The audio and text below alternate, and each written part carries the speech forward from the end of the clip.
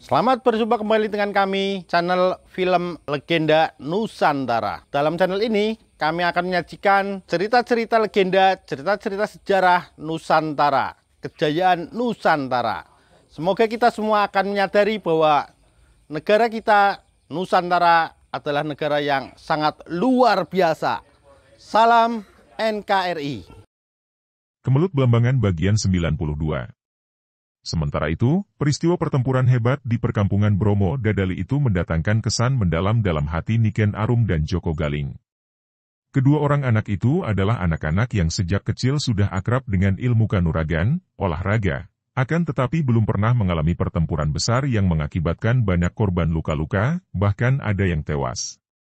Setelah semua upacara pemakaman selesai dan para murid Bromo Dadali mengadakan pertemuan di pendopo rumah induk, dan semua anak-anak dan ibu mereka yang bukan murid Bromo Dadali berdiam di dalam rumah masing-masing karena masih terkejut dan tegang oleh pertempuran yang terjadi kemarin, Niken Arum dan Joko Galing duduk di dalam taman berdua.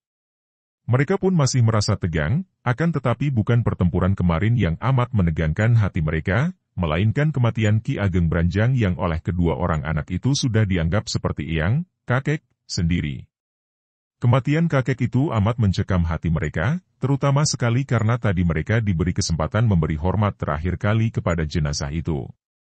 Mereka sempat menyentuh tangan jenazah itu dan merasakan hawa dingin menjalar ke tangan mereka yang menyentuhnya, melihat betapa wajah kakek itu pucat dan seolah tersenyum aneh, seperti orang yang pura-pura tidur. Padahal sebelumnya, mereka membayangkan kakek itu sebagai seorang yang sakti, arif bijaksana, gagah perkasa, berjiwa satria utama. Akan tetapi jenazah itu sama sekali tidak berdaya, dan semua sifat-sifat yang tadinya amat mereka kagumi itu sama sekali tidak tampak bekasnya. Sampai lama dua orang anak itu duduk di atas bangku, tenggelam ke dalam renungan masing-masing. Bayangan tenang kakek mereka yang telah menjadi jenazah itu selalu tampak dalam ingatan mereka. Joko, sejak tadi engkau tampak murung dan tak pernah bicara. Agaknya ada yang kau pikirkan atau risaukan? Ada apakah, Joko? Bakayu Niken, aku selalu membayangkan jenazah eyang. Niken Arum menghela napas panjang. Aku pun begitu, Joko. Ketika menyentuh tangan eyang tadi, rasanya begitu dingin. Ia bergidik, kedua pundaknya terguncang seperti menggigil. Aku merasa ngeri Bakayu. Ngeri? Engkau takut, Joko? Joko menggelengkan kepalanya. Tidak takut kepada eyang, Bakayu. Yang sayang kepada kita, mengapa harus ditakuti? Bukan, aku tidak takut kepada jenazah eyang, hanya aku merasa ngeri. Semua orang akhirnya akan mati, bukankah begitu, Bakayu Niken? Gadis remaja itu mengangguk. Tentu saja, Joko. Tidak ada manusia dan para makhluk lain yang dapat terbebas dari kematian. Kita juga, Bakayu. Tentu saja. Kalau sudah tiba saatnya, setiap orang pasti akan mati. Itulah yang membuat aku merasa ngeri, Bakayu. Mengapa manusia harus mati? Mengapa harus hidup kalau akhirnya mati? Tadinya hidup, begitu diam. Lalu apa yang terjadi selanjutnya dengan kita kalau sudah mati? Wah, mana aku tahu, Joko? Kalau belum mati, bagaimana dapat menjawab pertanyaan itu? Dan orang yang sudah mati juga tidak dapat menjawab karena tidak dapat bicara lagi, Joko. Mari kita tanyakan kepada ayahku. Ayah pasti akan dapat memberi jawaban, kata Joko. Dua orang anak itu lalu bangkit dan kembali ke rumah induk. Sementara itu, di pendopo rumah induk, para murid Bromo Dadali, dipimpin oleh Kisanuri, mengadakan pertemuan untuk membicarakan keadaan perguruan mereka setelah guru mereka, Ki Ageng Branjang, meninggal dunia. Mereka semua, termasuk Kisanuri sendiri, memilih Muryani untuk menggantikan kedudukan ketua Bromo Dadali. Akan tetapi Muryani mengerutkan alisnya dan menggeleng kepala. Maaf, Kakang Sanuri dan saudara sekalian. Bukannya aku tidak sayang kepada perguruan Bromo Dadali, akan tetapi ada beberapa hal yang membuat aku tidak mungkin dapat menjadi ketua Bromo Dadali.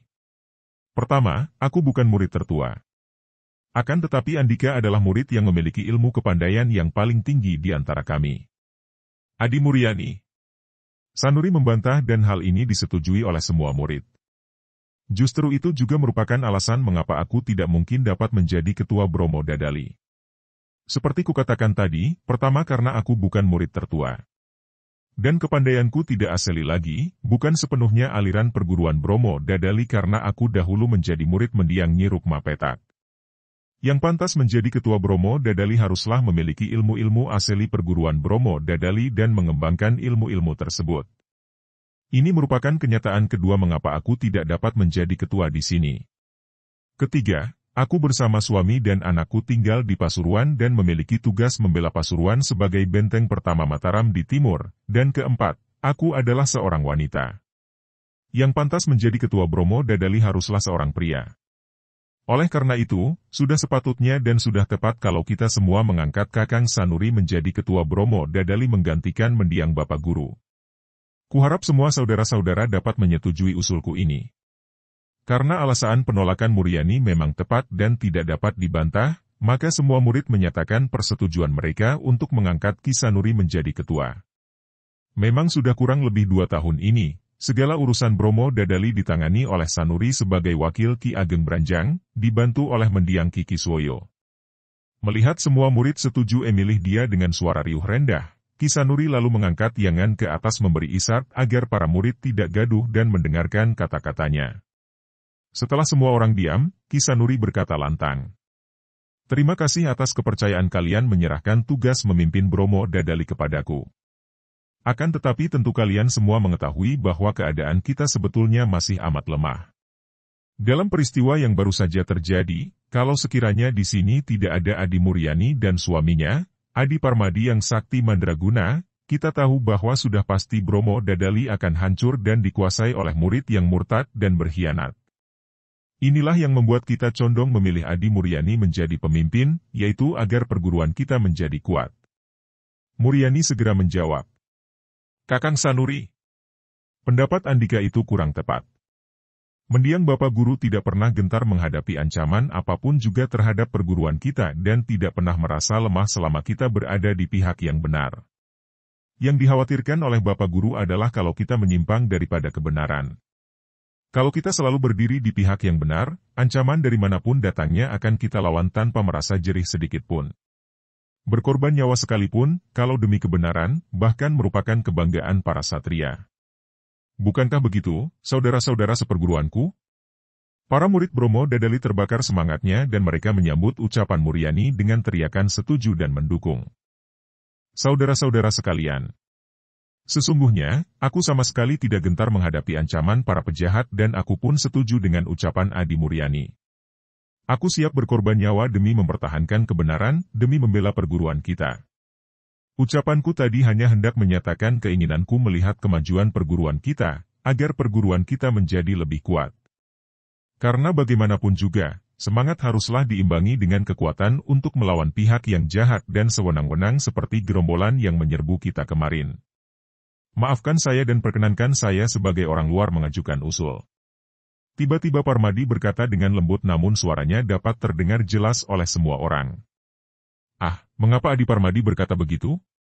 Biarpun Andika bukan murid Bromo Dadali, akan tetapi dengan menjadi suami Adi Muryani berarti Andika bukan orang luar, melainkan menjadi keluarga kami.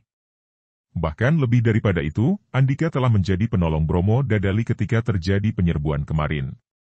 Ajukanlah usul Andika itu, Adi Parmadi, dan kami sekalian akan mendengarkan dengan saksama.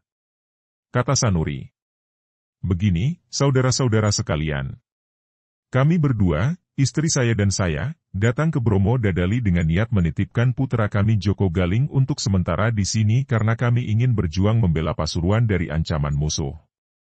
Kalau bahaya telah lewat, akan kami ambil kembali anak kami.